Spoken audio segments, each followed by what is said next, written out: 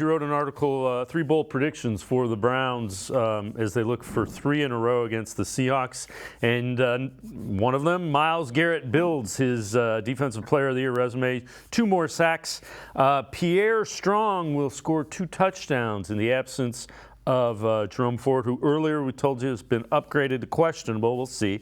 And Dustin Hopkins extends his record streak, hitting another 50-yard plus field goal. When you look at those are all possible. Again, Jerome Ford kind of surprised everybody by going out and practicing and looking pretty good. So he's listed as questionable. We'll see.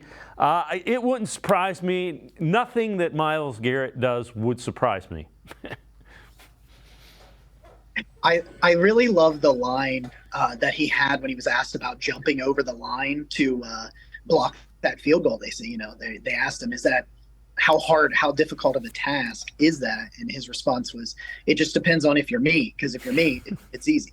And it's like, and it clearly was. He did it off of one leg and he was standing still. It was ridiculous. And it's like, I said in the article about his 2 sacks that though they're have only allowed the 9 sacks and they've kind of like limited the damage with Geno getting the ball out of his hands, I just don't think anybody can stop Myles Garrett right now. I mean, he doesn't have a sack against San Fran, but you watch the tape and you see the pressures and you see him forcing, Brock Purdy into the arms of his teammates and things along those natures where other people were converting because of his play. And it's just otherworldly right now. If he's going to win a Defensive Player of the Year, it's this year if he stays healthy. I just think he's just playing off the charts right now. The Pierre Strong thing is funny. As you mentioned, he got upgraded to questionable. It feels like lately every article, if I write something like, hey, the backup's going to play, the backup doesn't play. So take it to the bank that Jerome Ford will probably play as a result in that. But either way, I really like what Pierre Strong has done. I've been wanting him to get the ball some more the last couple of weeks, and I think Kareem Hunt will probably be limited as well. So I think that could help Pierre Strong. He's just so explosive in the open field. He got some touches against the Colts, and I thought he was pretty productive. He's a good receiver out of the backfield. He's just really dynamic in the open field, and he has true breakaway speed.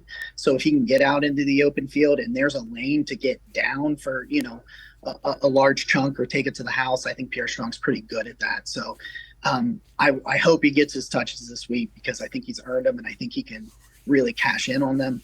We get to Dustin Hopkins, and it's just like, I remember conversations a couple of months ago when everybody said the Browns were dumb for trading a 7th-round pick for a guy that lost a kicking competition. Well, who's done now? Like, I mean, you went out and and Dustin Hopkins is kicking better than he has ever kicked in his career. He came into this year 15 of 30 on 50-yard field goals. He was at 50%. He's not missed one. He's got an NFL record, 5 straight 50-yard makes. He's only missed 2 kicks all year. I don't see why it's going to stop. He may miss a kick this weekend, but they're going to ask him probably to take a couple of 50-yarders again because that's just where this offense is. So I think he'll have that opportunity. And right now, whatever he's doing is working. So give him the shot.